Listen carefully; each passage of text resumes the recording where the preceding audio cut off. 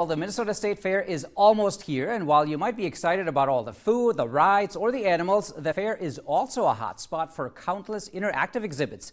One of those very popular ones is put on by the Minnesota Pollution Control Agency, and joining me now is Brianna Fay from the MPCA to tell us more. Hey, Brianna. Hi, Axel. How are you? Good. I'm well, and let's address the elephant in the room, Brianna. This is a very familiar face here on ABC6 because you were the longtime morning anchor, right? I was. I did the morning show here. I did weekends. I feel like I did a little bit of everything, so it's fun to be back. And just before she left us in March, she hired me, so it's a little odd to have her in this on this side of the chair, right? So, it's different for sure. Very cool to have you back, though. So let's talk about your MPCA exhibit. What should people expect there at the fair?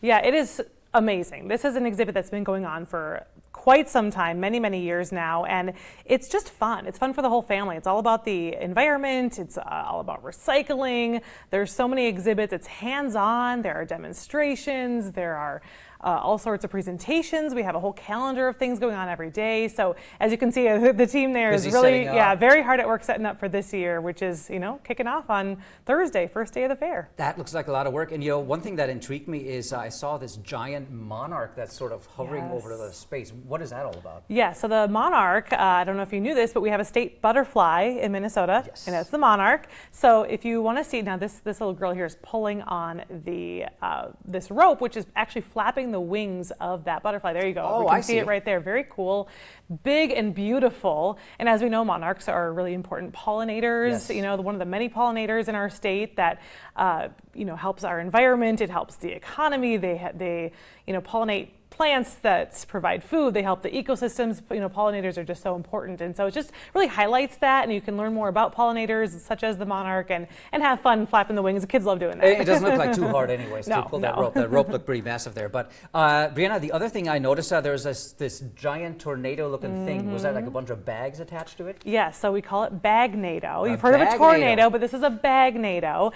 There it is, right there. You can see they're putting it together. Okay. And that's what it looks like. Oh wow. When it's moving. Isn't that so cool? So this is made of plastic bags, which as we know is a really big source of waste. Actually, I have a crazy stat. Minnesotans throw away, between plastic, like grocery bags and plastic packaging, 1.2 million pounds. 1.2 million pounds? Every day. Every day? Every day. Wow. Actually, it's wild. So this just sort of highlights, you can see that it's over 25 feet tall. It's huge, and it kind of highlights it, but it also explains things you can do. How can you recycle them? How can you reuse them? What are some more eco-friendly ways we can handle that plastic versus just throwing them in the landfill? Any idea how many bags they attach to this thing? Oh, I wouldn't even want to be the one who has to count that. Looks like a lot. Brianna, we got about a minute left. What are some other things you want to highlight? You talked about a little quiz there too. Okay, so there is a fun quiz. It's a climate pollution quiz. Okay. It's a really cool interactive exhibit. I don't have it with me, but I have a couple questions. We'll All go right. really fast here. We'll try to stump you.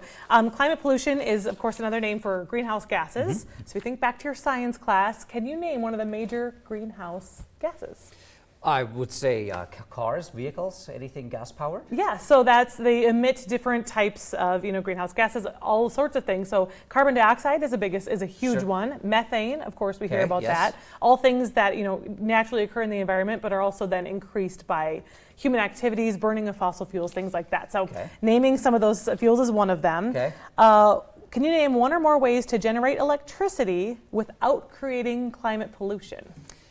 Well, I know on my bike I had a little thing that if I spun my wheels, I created the electricity for my little headlight. You did it yourself. I did it myself. Yes, yeah, exactly. Old-fashioned bike power. Exactly. There. That's great. Pedal power. And there's so many kinds. And of course we have solar, we have wind, nuclear, which is a big one. Geothermal, biomass. So many different ways to have more renewable types of energy to help the environment. So that's just a couple little pieces of the quiz, but it's way more fun if you go do it in person. And really fast, we're out of time, but where can people find the exhibit at the fair? At the fair, it's on the corner of Randall and Cosgrove. If you know the big Ferris wheel, it's right by that. Open 9 a.m. to 9 p.m.